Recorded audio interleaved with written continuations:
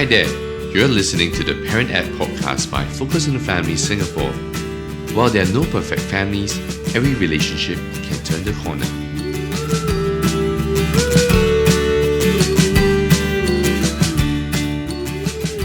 Hello and welcome to the Parent Ed podcast. My name is June and I'm your host for this episode. In each episode of the Parent Ed podcast, we'll be tackling questions that parents are asking about family life, parenting, marriage, work life, and more. We'll be speaking with everyday parents and practitioners as they share with us their experience and practical ideas. We hope that you'll keep tuning in to learn with us and to grow in your journey as parents. No parent should ever have to grieve over the loss of their children. But the sad reality of life is that some parents do walk down this dark and difficult path. Today, we have two special guests, Cameron and Delia Walcott, with us on the show. Welcome, Cameron and Delia, and thank you for taking the time to join us. Thank you. Thank you for having us. Cameron is a pastor of the Cornerstone, Michigan, and Delia is the principal of a Christian school in Michigan. Delia is a personal friend of mine, and my kids still recall going to her home during Christmas and baking Christmas cookies together. Cameron and Delia, I'm so sorry to bring this up, but really thank you for being willing to share with us this difficult experience that you walked through. You lost Caleb, your eldest son, in October 2020.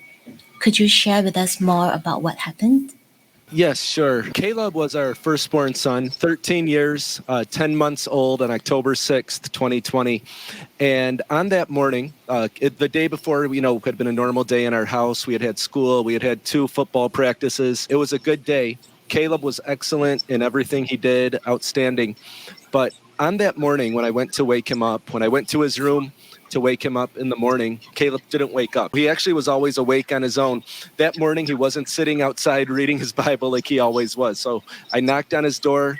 There was no answer. And when I went into the room, I found him unresponsive. It was the biggest nightmare, of course, that you can imagine. I remember shouting for Delia to come downstairs where Caleb's room was, and she ran downstairs, and everything we did, we called 911. He was unresponsive as his heart had stopped during the night. Well, I cannot imagine how that moment would have felt like. And I guess it was really difficult for you guys to accept. Could you perhaps share with us some of the thoughts or emotions that ran through your mind at that time? I mean, it was totally unexpected. I felt like really blindsided because he was so healthy and we were having a good conversation. But also it's like one of the first thoughts that came to mind is how we did everything we could have. We couldn't have caught it. We didn't know he had a problem because he didn't have any symptoms. But also that there was, of course, there are always regrets. But in a way, it's like we had such a perfect day the day before that it helped us with the regret part. Many times when you lose a loved one, you would think like, oh, I wish I didn't scold them. I wish I didn't say this to them. I wish I had gone to this place that they wanted to go. But we did everything that we wanted to do on Monday. And he requested for chicken Alfredo. So him and I, we like to cook together. We cooked chicken Alfredo for dinner. And then he said, can you make me fried rice for lunch tomorrow? And usually I would say no because I already just made dinner.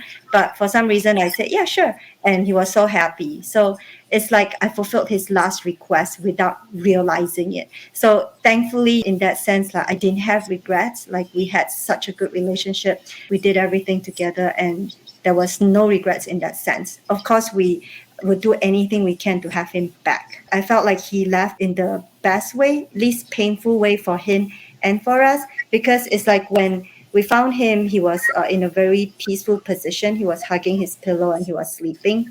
So I called my doctor friends and asked them, do you think he was in pain? Do you think we could have heard him crying for help? Do you think like all the what if, could have, should have and all that?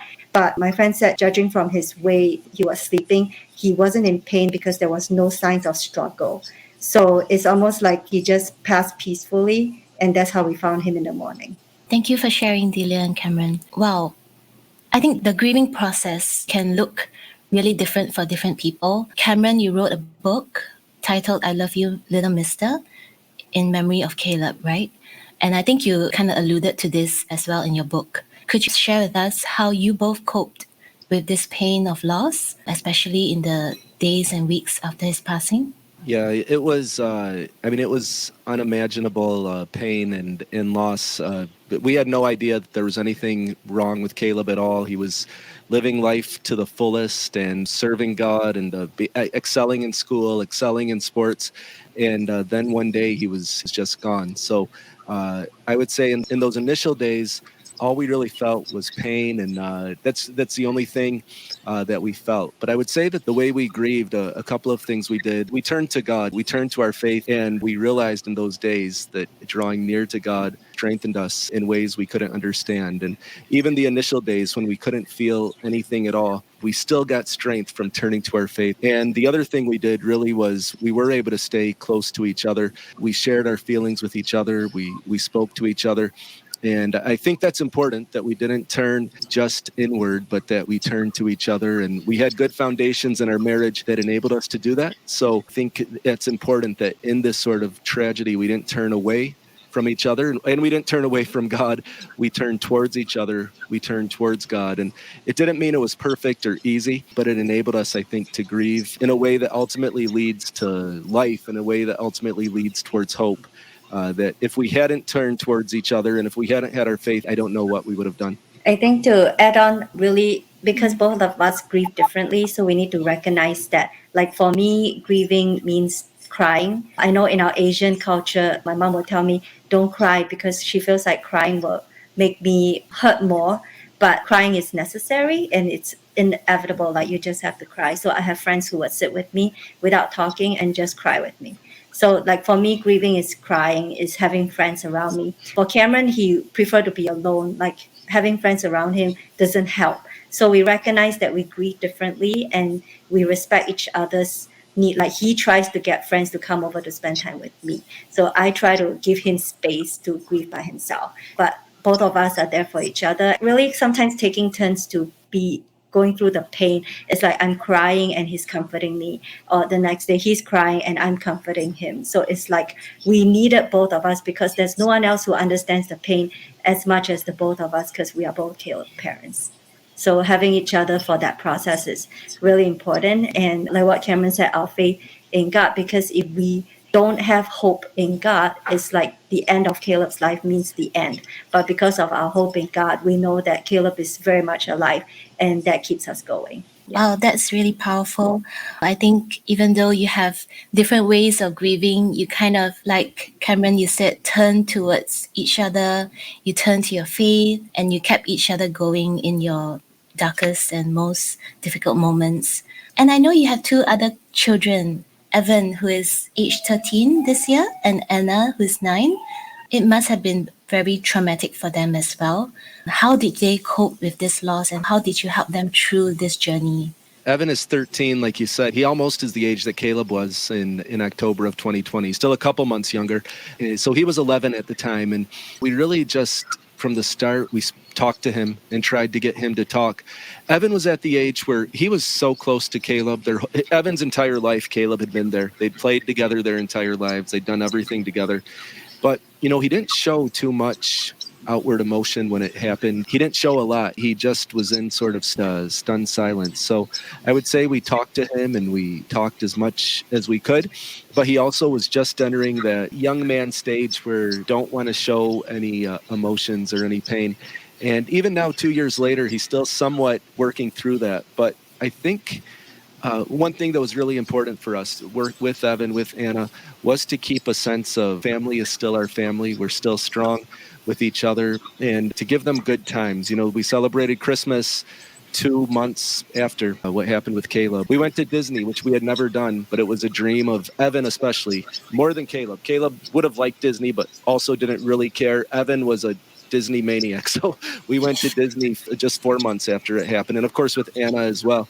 So I think to say how did they take it, I don't have a good answer, because there's no story where Evan had this great breakthrough. He went through it sort of quietly, and we would talk to him as much as possible. But I think we helped cushion the blow for him and Anna by retaining a sense of normalcy and retaining our tight-knit family as much as we could. I think also being real with them, so they see me cry. I don't try to hide my crying from them. because seeing me cry shows them how much I love Caleb, and also it to that same effect, I love them. In those days, if they see me crying, one of them would just come sit with me, hold my hand, or sometimes Anna would look at me and say, "Mommy, are you thinking about Caleb?" And then she would just sit with me and hold my hand. So I think they are very well adjusted, and I have to say that having seen other families go through loss, it's important for the parents to get help, because if the parents are not able to cope with the grief, they can't help their children. So I've heard of like parents who spend months and months sitting in the dark crying, so they are not able to help their other kids process the grief. So if the parents don't get help, they are not going to be able to get help for give their kids help. So they may need external help, like getting counseling for their kids. So people have asked us, have you thought about getting counseling for your children? We've talked to them, especially with Evan, because he's old enough. His reply is he'd rather not talk about it, and he's fine, and he will let us know if he's not fine. So we leave it at that because we have a good relationship. So I would go on walks with him, checking on him, and ask him, how you doing? Do you want to talk about it? And usually his answer is, I'd rather not talk about it. But it's like we are feeling it and we are thinking of it together without having to put into words, because a preteen will not be able to process their emotions in that sense. But they're both doing very well. Yeah, I would say Anna, it definitely hit her in a way, but she was only 6 when it actually happened. So you could tell that she was able to sort of separate herself from what had happened as a 6-year-old. But I think, again, we had support from family and friends who took Anna out and did things with her. And because of that, one thing we do is we remind her as much as possible about Caleb. And when she did a school report, she had to describe her family. So we made sure that she included Caleb and things like that. I think even sometimes she talks about him. She said the thing when we asked her early on, what do you remember about Caleb? She said, oh, he would hold my hand and take me to school every day. So when they walked from the car to the class door in the school parking lot, Caleb, 13 years old, would always make sure he took the little 6-year-old Anna's hand. So she remembered that. And since then, we've kept his memory alive by mentioning those things to her and reminding her of that. So she knows she has another great older brother, but her oldest brother, Caleb, she knows loved her, and she remembers that. I think that's such a precious picture that you just painted of Caleb holding Anna's hand. And I really like what you said about restoring and reinforcing this memory in her, that she had this eldest brother, Caleb, who really loved her and held her hand when going to school. Very often we deal with difficult things by not talking about them so much, perhaps sometimes even hiding them. But I really like what you shared about really bringing it up to the surface, while at the same time respecting Evan's desire to not talk about it if he doesn't wish to at the moment. I think that's really a good balance to strike, because if we hide from it, right, then it becomes this really terrible thing that we cannot face, and it becomes buried, right? Yeah, and one day it will blow up in your face because it's like a pent up pressure.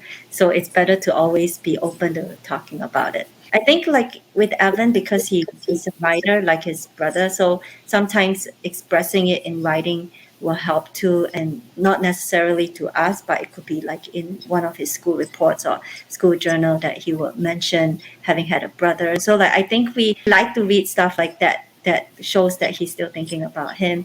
But he's very open to talking casually about Caleb. Like when he brings up this funny story that Caleb did this, he will still talk about Caleb because he spent so much of his life with Caleb. It doesn't become like a topic that we cannot talk about, like the white elephant in the room. I make it a point to, even when I meet new people, when we have new teachers in the school, my first conversation with them, I'm going to put it out there. I'd rather you hear it from me than from someone else, that I had a son and we lost him in 2020. So I feel like it's always better to address it and not try to hide it. And I think that really shows me the strength of your family, like how you walk through this together and how you were intentional in walking through this journey together, even with your kids. And I like what you brought up, Delia, about how even children have different ways of processing, and how Evan actually writes about these things in his journal or school reports.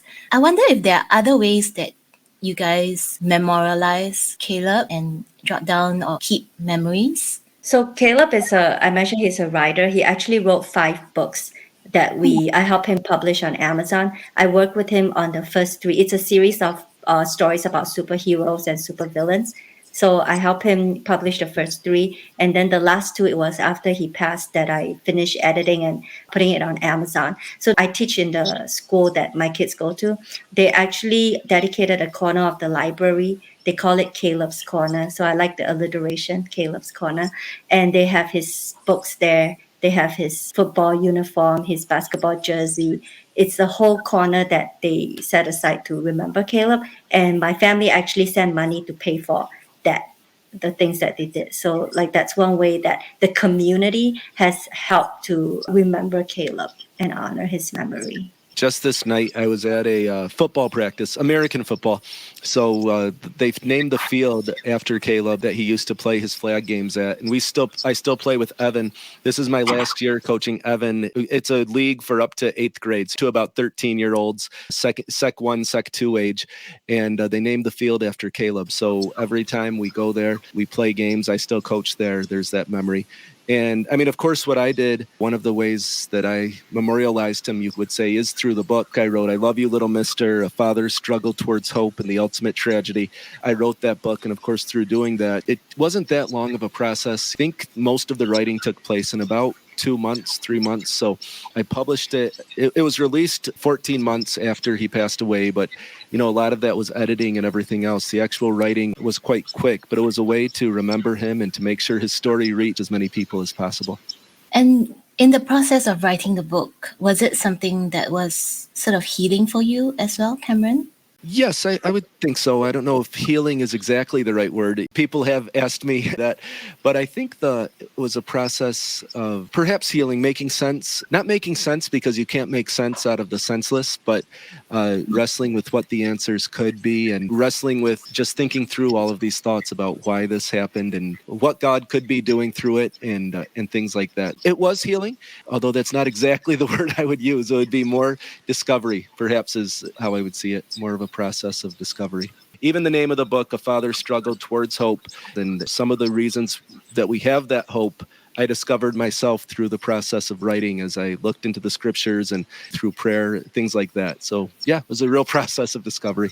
I think the stories about Caleb in the book really help us to share what an amazing boy he was, because he really was amazing beyond his peers. He did so much that his peers have not achieved, and like God must have a reason for giving us such a talented boy. But also, like, I think what Cameron may be struggling to say about healing is that you don't really heal. The pain is not sharp anymore, but you don't really heal. You don't really like get over grieving or losing a child, and it's something that you carry it for the rest of your life.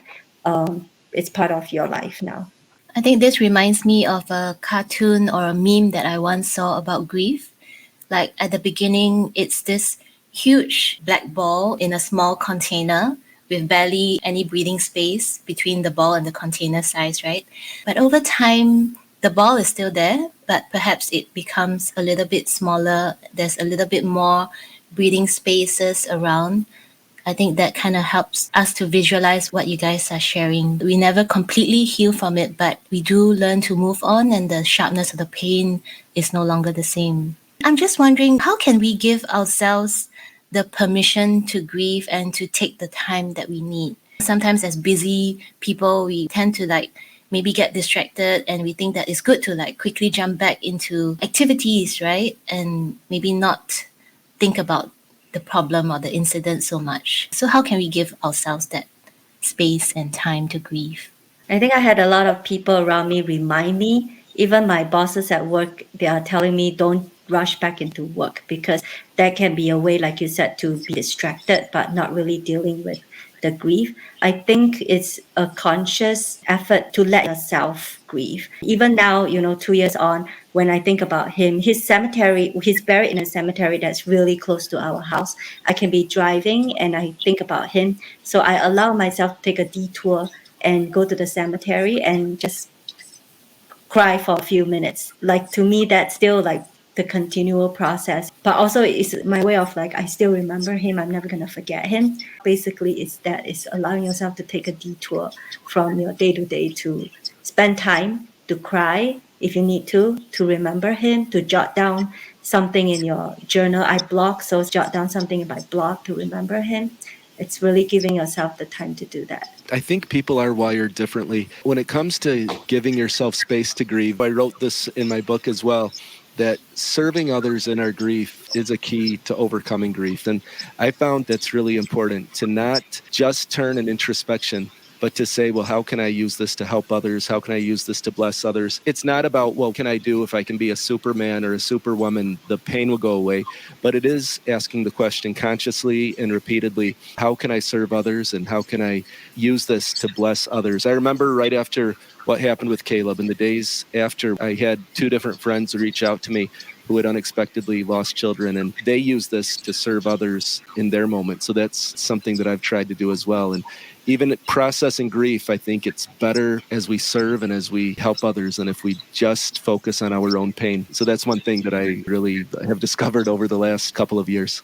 So for Delia, is taking time out of her schedules to just spend time crying and processing and grieving. For you, Cameron, is more of reaching out and turning outward. So indeed, it really shows us the different ways, and there is no right or wrong when it comes to grieving, right? You just do what is helpful to yourself, and you kind of know that. As we reach the end of this podcast, would you have any tips to share in terms of what others did for you that you found helpful, perhaps so that we can learn how we can support other people as well? I would say reaching out, people asking us how they can help, letting us know that they care. One thing, of course, is talking about Caleb. I've seen this in other resources as well, but sometimes you think, well, we don't want to mention Caleb because we don't want to cause pain. But it's actually worse when you don't mention him and you forget the person who's passed. So I would say that's one very practical tip, is don't feel like you can't mention tragedy. Don't feel that you can't mention the person who's gone, because that won't make it worse. If it's something like losing a child, it's already there constantly. So it doesn't make it worse by mentioning it, but it actually is good that they know that you know that they've remembered your child or your loved one. I found it really helpful when my friends did very practical things like bringing food for us, because in those days, the few days after he passed, we are not in the right mind to function, but we also know we have 2 more kids to feed. So I have friends who would come and take them out or bring food for them, bring food for us. Very practical things, and they would just come and go. I also have stories of people who did things that we wish they didn't do. So, but we're not going to go into that. What was helpful was them coming by and leaving and not staying, so I have to entertain them. Because when someone is grieving, they're not ready for company. So if you really want to help, just do what they need without expecting anything in return, or without expecting them to have to take care of you when you visit them. What they need is really just your practical support. And so really helpful to have them help with our other kids. Wow, thank you for sharing. I think we would all find that really helpful. I really want to honor you guys, Cameron and Delia, for taking time and for opening up about such a difficult part of your life journey with us. For our listeners out there, we hope that you have benefited from Cameron and Delia's sharing and that you have a better understanding of the topic of grief and are hopefully more equipped to journey with others who might be grieving. For more parenting and mental health resources, do remember to check out our website, www.family.org.sg. Do also follow and subscribe to the Parent Ed podcast.